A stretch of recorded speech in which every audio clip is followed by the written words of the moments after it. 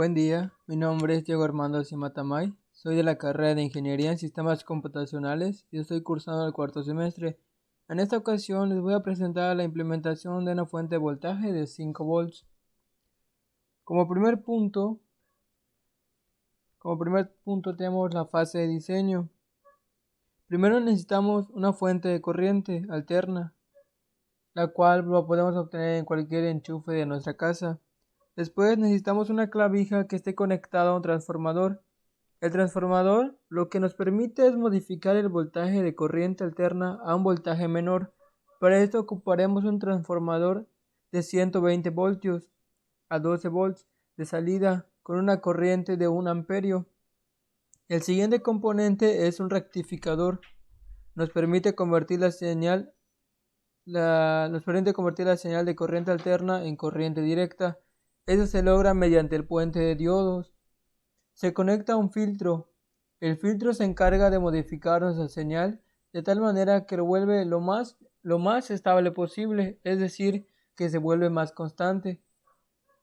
En donde utilizaremos un condensador electrolítico de 2200 microfaradios.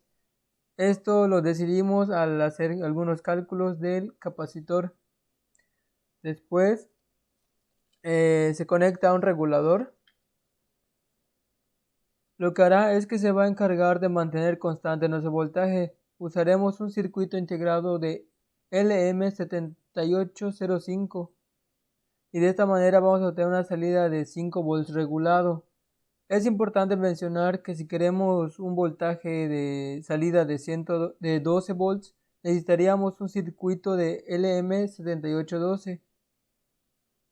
En la siguiente imagen podemos apreciar cómo está el transformador, el rectificador, el filtro y la regularización.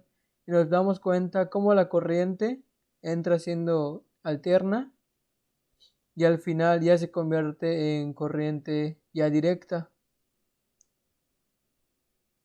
Este es nuestro diseño. El diseño lo hicimos en el software de Proteus 8. Aquí ya tenemos anexado en todos los elementos.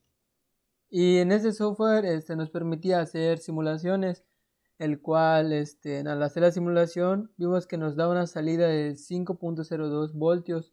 Entonces quiere decir que nuestro circuito está bien.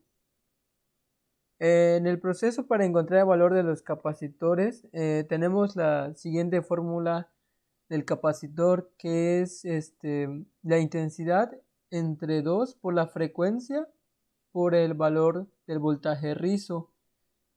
La intensidad pues es de 1 amperio, como ya habíamos mencionado. La frecuencia la investigamos y el promedio que nos dio fue de 60 Hz, ya que pues esa es la frecuencia del promedio de las casas del país. Teniendo estos variables, solo necesitaríamos el voltaje rizo. Para ello tenemos que calcular el voltaje pico, después el voltaje medio, para ya poder obtener para poder ya hacer el cálculo del voltaje rizo. El voltaje pico se obtiene el voltaje eficaz, que era de 12 voltios, por la raíz de 2. El voltaje medio se calcula que sería 2 por el valor del voltaje pico entre pi.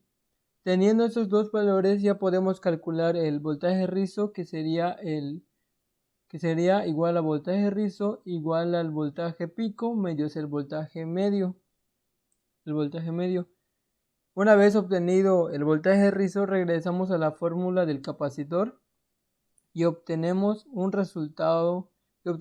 valor de 1350.62 microfaradios.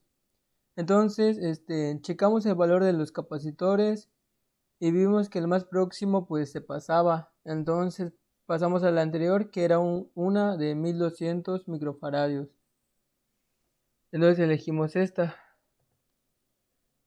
Para concluir, en recomendaciones sería Bueno, primero al realizar esta actividad, puse en práctica varias aplicaciones ya vistas en clases anteriores, en las explicaciones que nos daba el profesor.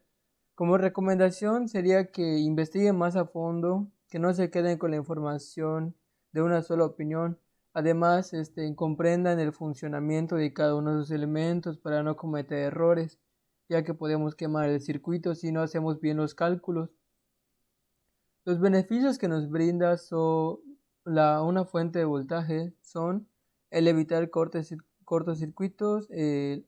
La, fu- la fuente no solo da energía, sino que además protege a sus elementos y da estabilidad al conjunto del sistema. Incluso hay fuentes que dan protección contra sobretensiones. Bueno, por mi parte sería todo. Espero que les sea de ayuda. Gracias.